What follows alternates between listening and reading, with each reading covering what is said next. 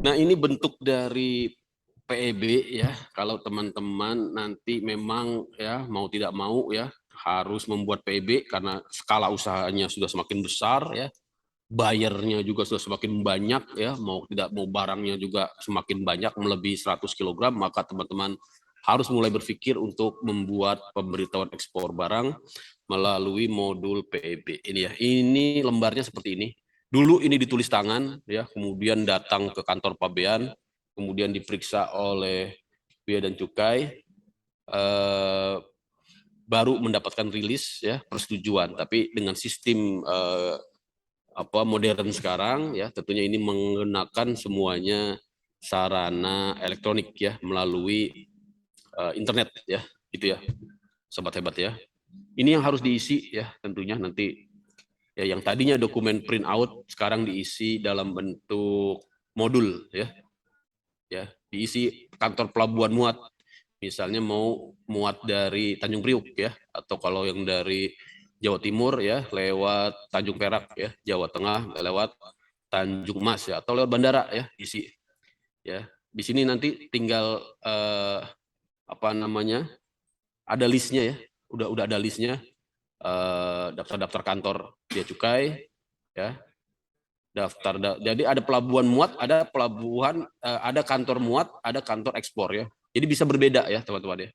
Misalnya sobat hebat muatnya di Gresik ya, nanti diawasi oleh kantor Gresik bisa, tapi nanti kantor pelabuhan muat, kantor ekspornya, kantor pabean ekspornya di misalnya di Tanjung Perak ya, kalau yang di Jawa Timur ya, bisa seperti itu ya. Jadi ada bea dan cukai yang mengawasi pemuatan ya, dan bea dan cukai yang mengawasi pengeluaran barang ke luar daerah pabean. Saya kira ini sangat teknis sekali ya, tapi teman-teman harus menyiapkan data-datanya ya.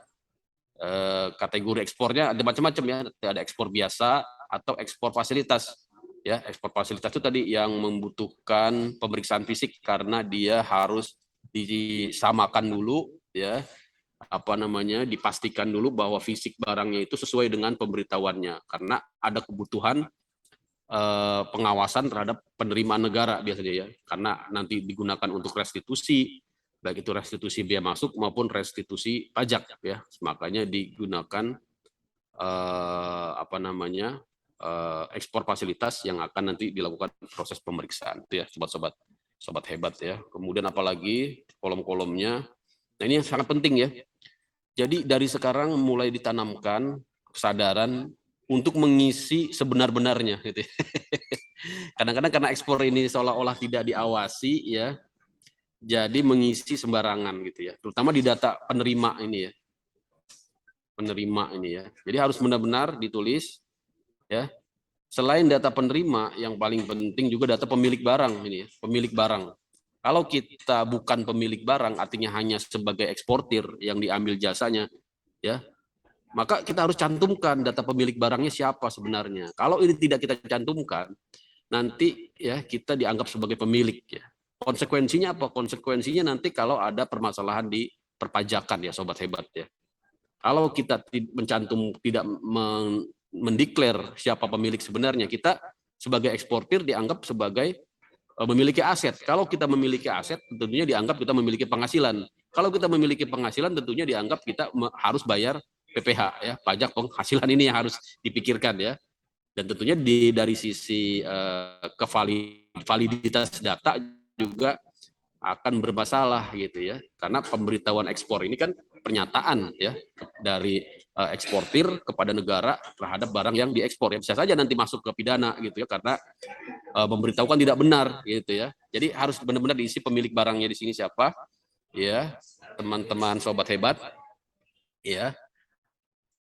Penerimanya juga ya dicantumkan negaranya, tujuannya tentunya untuk memudahkan dalam proses pengawasan dan juga pelayanan ya.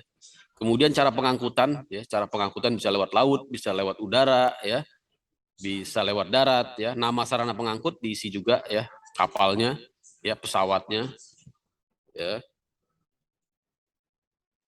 Ya, teman-teman ya.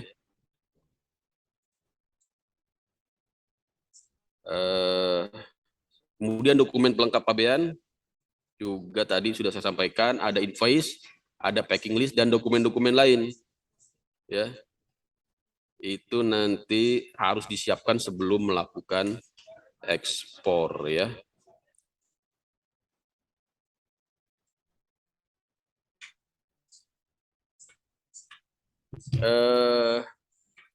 Ya. Kemudian ini ada data transaksi ekspor dan bank devisa hasil ekspor. Ini untuk ya tadi ekspor sumber daya alam terutama ya dan mineral, itu ada kewajiban untuk menempatkan dana hasil ekspornya di dalam ya sistem perbankan Indonesia ya. Kalau tidak nanti terkena denda 2% ya dari dana hasil ekspor yang harusnya dimasukkan ke sistem perbankan. Tapi ini untuk sobat hebat saya kira belum sampai ke tahap ini ya, karena ini baru ini nanti untuk para eksportir ya, sumber daya alam, mineral ya, batu bara, termasuk perikanan juga ya, masuk juga.